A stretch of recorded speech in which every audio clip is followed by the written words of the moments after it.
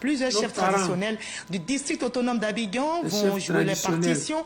Ils l'ont promis. Eh bien, pour faciliter leur mission, ils ont été équipés en matériel roulant. C'est une action du ministre-gouverneur Ibrahima Cissé Bakongo. Abdoulaye Koné, Traoré Zakaria pour le reportage.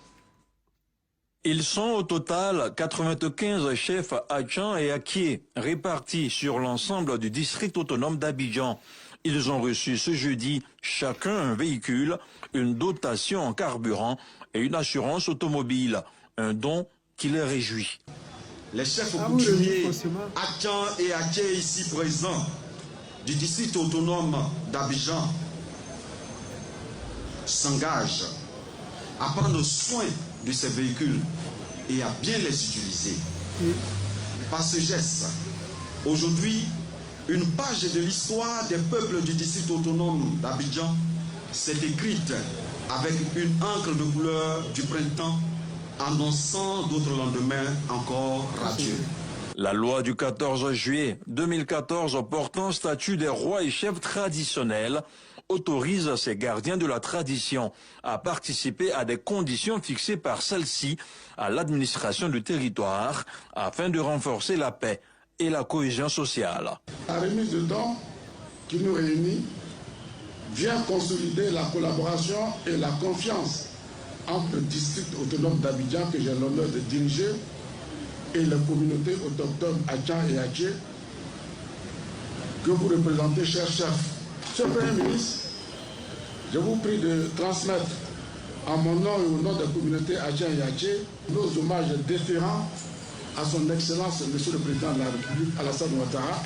Ces véhicules offerts à ces auxiliaires de l'administration ivoirienne s'inscrivent dans la vision du chef de l'État, le président Alassane Ouattara. La politique ne se fait pas au hasard. Ce n'est pas une somme de bavardage, ni une somme de manifestation de son propre ego. C'est s'humilier devant ses parents pour dire « je n'ai pas encore tout fait ». Même si j'ai fait, je n'ai pas encore tout fait. Et je dois toujours continuer à faire ce que je dois faire. Voici la politique. Et le président Alassane insiste toujours, pendant le conseil des ministres, il nous demande d'être des gens humbles, qui savent écouter les populations et qui savent détecter ceux dont les populations ont le plus besoin. Que Dieu bénisse tout ce qui vous a été donné. Arrivez au village, appelez les chefs religieux musulmans, catholiques, méthodistes, aristes, ils vont prier dessus pour que vous utilisez bien ces véhicules pour servir les différents villages. Le ministre-gouverneur Ibrahima Cissé Bakongo a été fait chef traditionnel. Il a annoncé la construction d'un siège pour la chefferie Aïchan et Akié à Akandje dans la commune de Benjerbila. Ah, les Ivoiriens, la corruption de Draman Ouattara s'est fait en plein jour. Des voitures 4x4 aux chefs traditionnels. De vous à moi, si ce n'est pas la corruption, c'est quoi? Ça là, ça s'explique comment? Ça s'explique comment? Parce que vous qui êtes Ivoiriens là, dites-moi, on casse maison des gens, on ne les reloge pas. Mais on donne des voitures de peut-être 60 millions à des chefs du village. C'est pourquoi? C'est la corruption en direct. C'est le passage du président Laurent Gbagbo. C'est ça qui les fait trembler. Sinon, en réalité, nous, on ne voit rien qui est là. Il n'y a rien.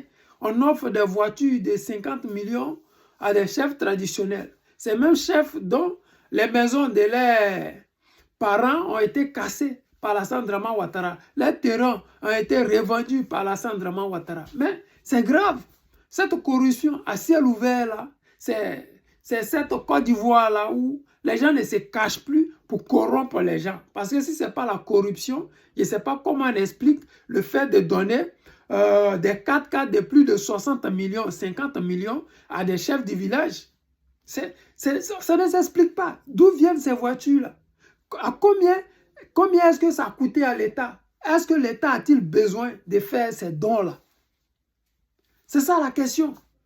Parce qu'aujourd'hui en Côte d'Ivoire, le besoin des Ivoiriens, le premier besoin des Ivoiriens, c'est pouvoir se nourrir, pouvoir dormir. Est-ce que ça, c'est effectif? Parce que dans le discours du Premier ministre, c'est de penser à ses parents. Mais est-ce que ces 60 millions que vous allez offrir à ces chefs du village-là vont pouvoir soutenir les parents? Non, nous on voit la corruption. Moi, je vois plutôt la corruption. Et ce qui a été dit par le ministre, l'ex-ministre Balobi, que la corruption coûte plus de 100 milliards à la Côte d'Ivoire par an, plus de 20 universités par an à la Côte d'Ivoire. Les preuves sont là. Parce que quand on va demander aux gens d'où viennent cet argent qu'ils ont pris pour acheter ces voitures-là, ils ont dit que c'est le don du chef de l'État au chef traditionnel. C'est pourquoi ces dons-là, ça sert à quoi? Ces chefs du village-là, c'est des anciens fonctionnaires, c'est des gens qui ont de l'argent, ils ont des voitures de service, ils ont ce qu'ils ont. Mais comment ça s'est fait? Mais la seule chose que vous n'avez pas compris, c'est que Gbagbo était là-bas. Et la présence de Gbagbo fait trembler Ouattara partout. C'est que la population a dit à Gbagbo. La présence de cette population massivement venue célébrer le concorde de Gbagbo avec eux, ça les fait trembler. Comment ils vont faire pour démontrer aux yeux du monde entier, aux yeux de la Côte d'Ivoire, que les chefs traditionnels sont avec lui? Donc on vient, on offre des voitures, mais c'est les conneries. Les Ivoiriens vont dégager Ouattara en 2025 pour simplement éviter de dilapider l'argent du contribuable à tout va. Parce que nous autres, on est fatigués de voir la corruption à ciel ouvert. Cet argent-là, ça pouvait construire des écoles, des universités pour que nos enfants aillent. Ça pouvait acheter des bancs dans des villages où il n'y a même pas de toiture, il n'y a pas de bancs, où les élèves sont couchés à même le sol. Ça fait pitié, mais nous avons l'obligation de mettre fin à cette tricherie, de mettre fin à cette corruption à grande échelle.